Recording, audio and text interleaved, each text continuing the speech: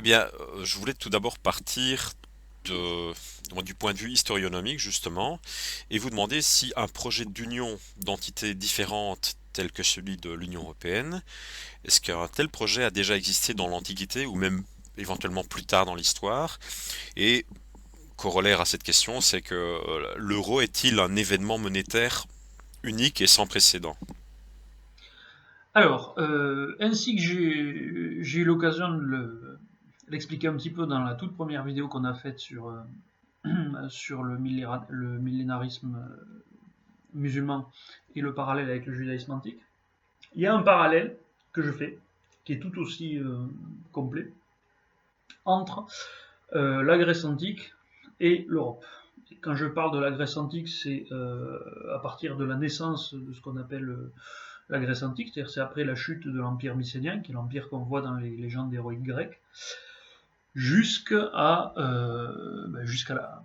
la conquête romaine. Et ce que j'appelle l'histoire de l'Europe, c'est à partir de la chute de l'Empire romain, hein, donc 476 après Jésus-Christ, jusqu'à aujourd'hui. Hein. C'est-à-dire l'histoire des nations européennes modernes après l'Antiquité.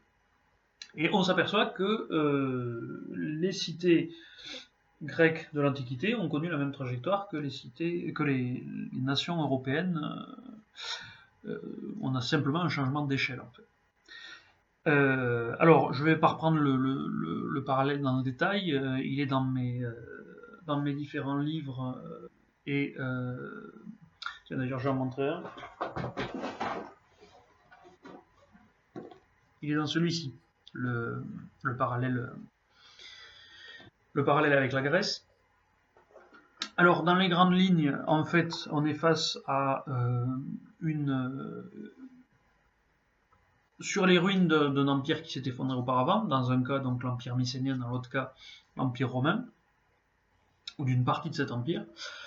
On a, suite à des invasions barbares, pour ceux qui étaient de l'Europe, c'est essentiellement les invasions germaniques à la fin de l'Empire romain. Pour ceux qui étaient des Mycéniens, c'est ce qu'on appelle les invasions doriennes, hein, que les Grecs appelaient le retour des Héraclides, parce qu'ils pensaient que ces tribus étaient des descendants d'Hercule, qui revenaient. C'est comme ça qu'ils l'ont interprété. Aujourd'hui, on sait que ce sont des invasions doriennes, c'est-à-dire des populations qui ont notamment donné la cité de Sparte. Hein. Euh,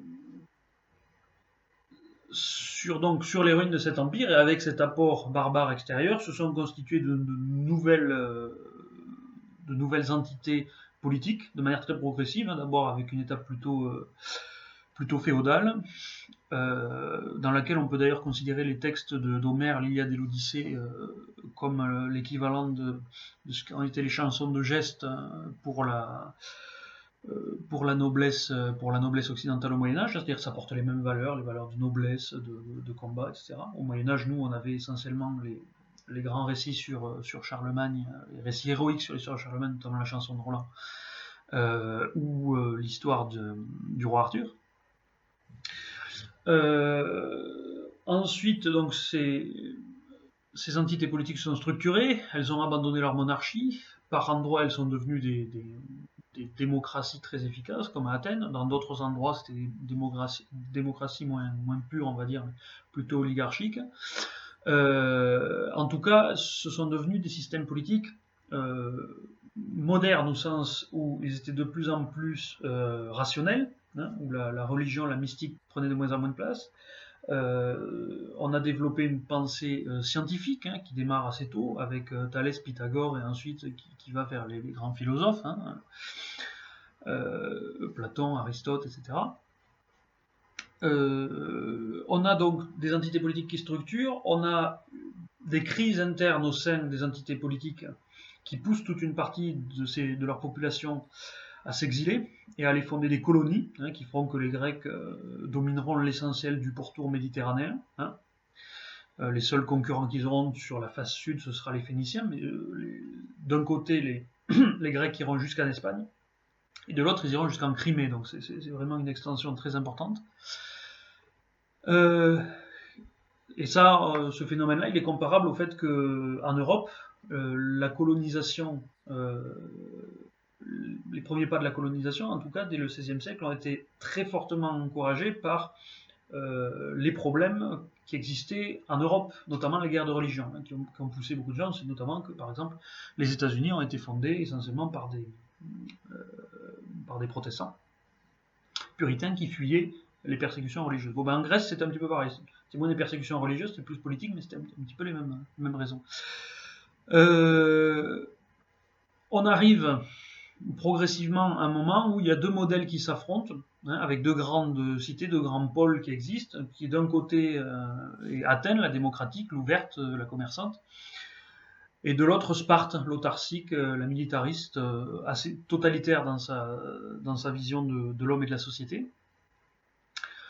Ces deux modèles s'affrontent, et s'affrontent avec une sauvagerie qui rompt avec toutes les règles de la guerre traditionnelle, hein. Ce qu'on a vu, nous, dans les grands combats du XXe siècle, hein, la Première et la Seconde Guerre mondiale spécifiquement, qui ont vu la lutte, à chaque fois on parle du camp des démocraties contre le camp des totalitarismes. Et cette guerre, en Europe comme en Grèce, elle a amené à un effondrement de la puissance d'un côté européenne, de l'autre grecque, au profit d'autres puissances. C'est-à-dire que simplement, à force de se battre entre eux, hein, les Européens ont perdu leur prédominance sur le monde, au profit de l'URSS d'un côté et des États-Unis bien sûr de l'autre.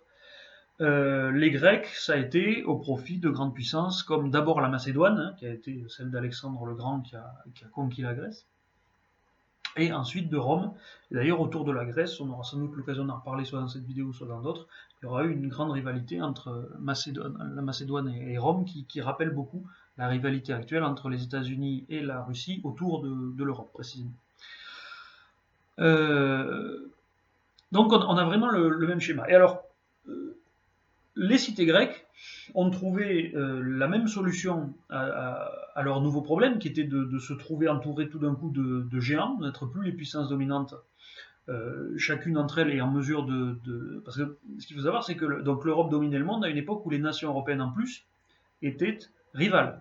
Hein. Alors on peut penser aussi que ça a stimulé leur capacité de colonisation, le fait de chercher cette sorte d'émulation. Mais c'est finalement leur rivalité qui a eu raison de leur puissance, comme pour les Grecs. Et donc ils se sont retrouvés isolés, en petite cité, parce que une cité comme Athènes, par exemple, il y avait quoi, Athènes, 300-400 000 habitants. À la même époque, l'Italie romaine, c'était 900 000 citoyens. Hein, donc on n'était pas dans le même rapport. Hein, on retrouve un petit peu la même chose que si vous prenez la France et les États-Unis, par exemple, hein, ou l'Angleterre et les États-Unis. C'est pas le même poids démographique. Et donc la solution qu'ont trouvé les Grecs, ou finalement à laquelle ils ont été acculés, ça a été de regarder non plus leurs différences, hein, à travers ce qui était une sorte de nationalisme, hein, puisque vous aviez un nationalisme athénien contre un nationalisme spartiate, un nationalisme corinthien, etc. De ne plus voir ça, mais de voir en commun qu'ils appartenaient à une même civilisation, hein, les Grecs, hein, par opposition aux Macédoniens et aux Romains.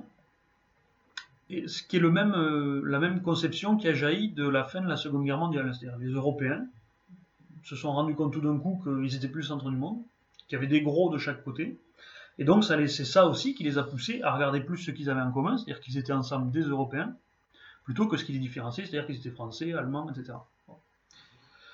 Et donc cette prise de conscience, qui finalement s'appuyait aussi sur une tradition, parce qu'il y avait l'unité grecque, c'était quand même quelque chose qui était une idée qui traverse toute l'histoire grecque. Hein. On se souvient notamment les Jeux Olympiques qui montraient bien cette idée-là. Vous aviez aussi le fait que le sanctuaire de Delphes, par exemple, était un sanctuaire panhellénique, c'est-à-dire commun à tous les Grecs. Bon, de la même manière, l'Europe des nations et des tensions nationalistes, ça a été finalement une sorte de parenthèse après un Moyen-Âge dans lequel on avait l'idée de chrétienté qui s'était imposée avec un centre de la religion qui était à Rome. Donc on trouve un petit peu les mêmes mécanismes. Bon. Et donc les Grecs, ce qu'ils ont fait, de la même manière que les Européens ont aujourd'hui créé la communauté puis l'Union Européenne, ils ont créé des ligues. Alors il n'y en avait pas qu'une, pour le coup. Hein. Il y en avait essentiellement deux, les plus grandes de l'époque qui correspondent à notre stade d'évolution, nous, Européens. C'était la Ligue étolienne, pardon, c'est-à-dire qui était en Étolie, hein, on peut trouver facilement les cartes sur Internet. Et l'autre, la Ligue achéenne, qui est celle sur laquelle on est un petit peu mieux renseigné, puisque l'un des plus grands historiens de l'Antiquité, qui s'appelait Polybe, qui a été un général grec et un prisonnier des Romains, un otage des Romains, puisque à cette époque-là, quand on faisait la guerre, on échangeait des otages en signant les traités de paix pour garantir les clauses de paix. Et bien, Polybe donc était un citoyen de cette Ligue achéenne et nous l'a décrite. Et qu'est-ce qu'il décrit? Eh bien, il décrit une confédération de cités qui abandonnent des parties de leur souveraineté au profit de la Ligue, qui adoptent une monnaie commune, qui adoptent des politiques de défense commune, et qui essaient d'utiliser donc cette mise en commun de leurs moyens pour faire pendant, finalement, pour arriver à faire nombre, à faire masse, et arriver à compenser l'infériorité de la taille de chaque cité prise, si on la prend de manière bilatérale par rapport aux grands voisins qui étaient à l'époque la Macédoine et Rome. Et on trouve les mêmes problèmes, c'est-à-dire la crainte de la centralisation. Il y a une cité qui a été fondée exprès pour servir de capitale. Pareil, on reprenait un endroit où il y avait une ancienne cité, mais on lui donnait tout d'un coup une nouvelle importance. Cette cité, c'était Mégalopolis, et il y avait beaucoup de cités grecques qui se plaignaient que Mégalopolis, finalement, avait tendance à devenir une sorte de petit empire qui régnait sur les autres cités. Vous aviez des clivages politiques qui naissaient autour de cette idée de confédération. Vous aviez des élites à la tête de la Ligue achéenne, qui étaient des élites qui étaient plutôt pro-romaines, hein, qui étaient favorables à une alliance avec Rome, alors que le peuple en général, ceux qu'on appelait les démagogues, qu'aujourd'hui on appelle des populistes, hein, étaient plus favorables à la Macédoine, hein, de la même manière qu'aujourd'hui on voit Marine Le Pen, etc., on y reviendra sans doute, plutôt favorables à la Russie de Vladimir Poutine. D'ailleurs, on retrouve également les mêmes préoccupations institutionnelles, c'est-à-dire que Rome, c'était la République, c'était le Sénat, hein, donc c'était une forme de conception juridique et équilibrée du pouvoir, alors que la Macédoine, c'était le despotisme, hein, depuis très longtemps, c'était un roi qui commandait.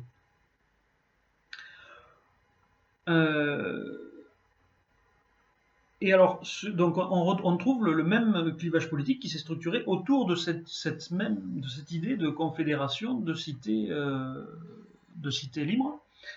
Et ce qui est très intéressant, c'est que Polybe, qui faisait donc partie de l'aristocratie, hein, qui faisait partie de la caste dirigeante, qui donc lui-même était plutôt pro-romain, eh bien Polybe disait que la Ligue achéenne, c'était la démocratie parfaite. Pourquoi? De manière assez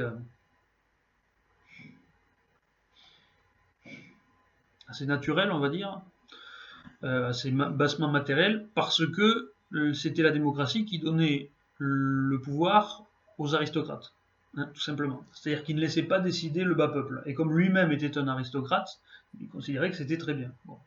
Inversement, le peuple n'aimait pas ça, justement, parce que les peuples des diversités grecques avaient l'impression d'avoir perdu la démocratie qu'ils avaient auparavant dans leur cité, au profit d'une aristocratie, alors que pendant des siècles, ils s'étaient battus pour obtenir les droits démocratiques. Donc là aussi, hein, on retrouve... alors aujourd'hui, on ne parle plus d'aristocratie, pas tellement, à propos de l'Union européenne. Les détracteurs de l'Union européenne parlent plutôt d'oligarchie, et moi j'aime bien le terme de technocratie, juste sans y revenir, mais parce qu'il y a toute une philosophie derrière de la vision du gouvernement. En fait, c'est toujours l'idée que ce sont des gens qui savent, qui doivent diriger la confédération pour le bien de tous.